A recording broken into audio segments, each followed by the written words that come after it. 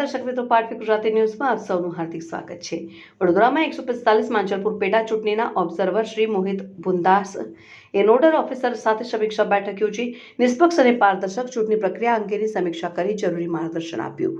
Joint ચૂંટણી આયોગ દ્વારા આયોજિત 145 માંજલપુર વિધાનસભા પેટા ચૂંટણી અંતર્ગત ચૂંટણી પ્રક્રિયા સુચારુ, નિષ્પક્ષ અને પારદર્શક રીતે સંપન્ન થાય તે માટે ચૂંટણી ઓબ્ઝર્વર શ્રી મોહિત બુંદાસ એ ચૂંટણીના નોડલ ઓફિસર સાથે સમીક્ષા બેઠક યોજી। બેઠકમાં ઓબ્ઝર્વરશ્રીએ વડોદરા શહેરના 145 માંજલપુર વિધાનસભા વિસ્તારની પેટા ચૂંટણી નિષ્પક્ષ અને પારદર્શક ચૂંટણી પ્રક્રિયા અંગેની સમીક્ષા કરી અધિકારીઓને જરૂરી માર્ગદર્શન આપ્યું।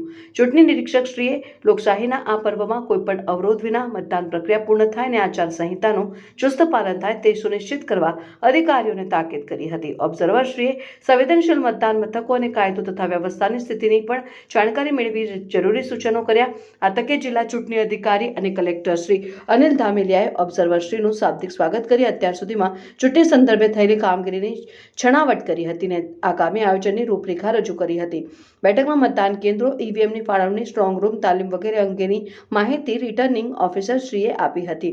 આ બેઠકમાં પોલીસ નિરીક્ષક શ્રી સુનિલકુમાર ચૌધરી, ખર્ચ નિરીક્ષક શ્રી આદિત્ય શુક્લા, નાયબ પોલીસ કમિશનર શ્રી અભિષેક ગુપ્તા, જિલ્લા વિકાસ અધિકારી શ્રી આનંદ પાટીલ, જિલ્લા પોલીસ અધિક્ષક શ્રી સુશીલ અગ્રવાલ, નિવાસી અધિક કલેક્ટર શ્રી